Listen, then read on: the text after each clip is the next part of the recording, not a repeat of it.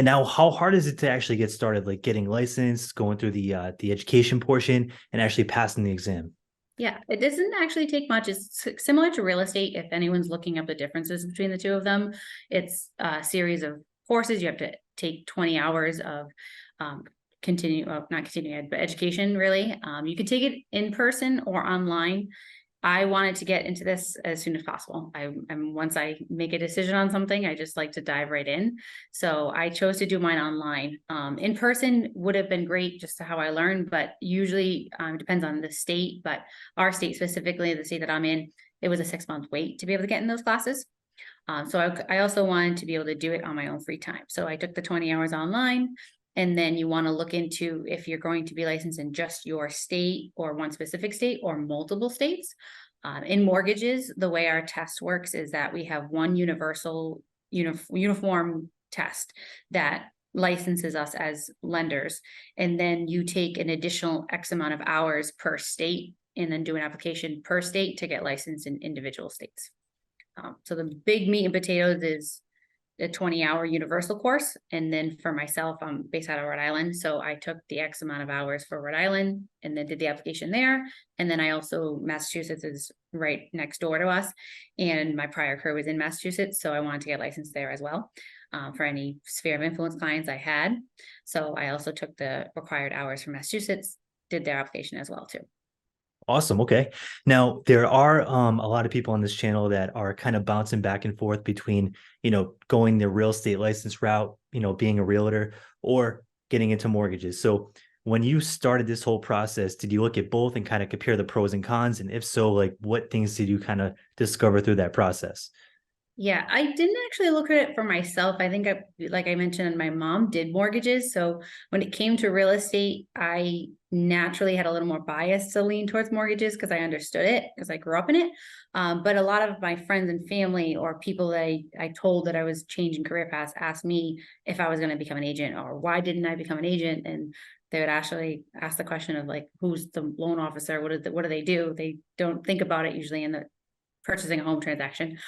So I entertained it for maybe half a second, but I knew myself. So I think the biggest question, what made me decide to stick to the mortgage route that I intended on was that I know how I am and what my interests are. My interests are more finance and helping people be educated in something that's not really talked about a lot, which is understanding how you financially set yourself up for success of owning a home. A lot Mhm. of the times it's go right into looking at the houses, how many rooms, how many bathrooms, what the design is, all the details of how the house looks, but not about how am I going to be able to make this mortgage payment and who says how much of a house I can buy. So I wanted to educate people on something like that because I believed in it. And then also the ability and how much wealth it brings you afterwards. So I definitely want to tap into the mortgages side of more of the transaction because that's where my niche is. I also like puzzles and I like to structure and make things work and problem solve, and structuring is exactly what we do. We deal with clients and we take applications and we look at documents and we help them with credit, but figuring out what loan program is best for them. There's many options out there for homeowners.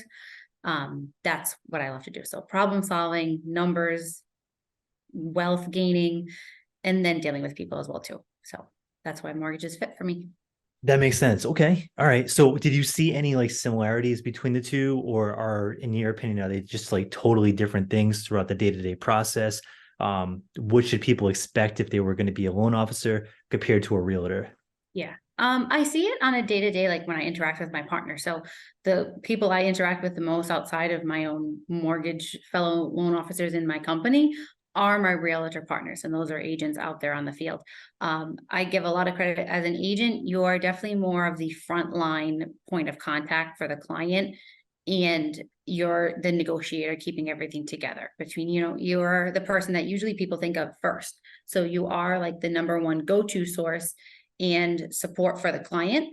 And then your also job is to refer out and recommend a excellent lender to work with, then an excellent title company to work with, and then a home inspector to work with. So if you're someone, I think when you think about deciding between the two of them, if you're someone that likes to help gather all the parties together and make sure everything's going smooth and be a good negotiator and make sure everyone's happy. And you have that skill set. That's, I mean, that's all I see my partners do and do very well at. So that's the number one difference. As a loan officer, you're still dealing with the client just as much, for sure.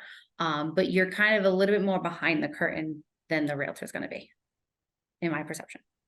Okay, that makes sense. So I maybe for someone a little bit more introverted that wants to get, partners that are going to give them, consistent business. They don't want to chase every single deal around.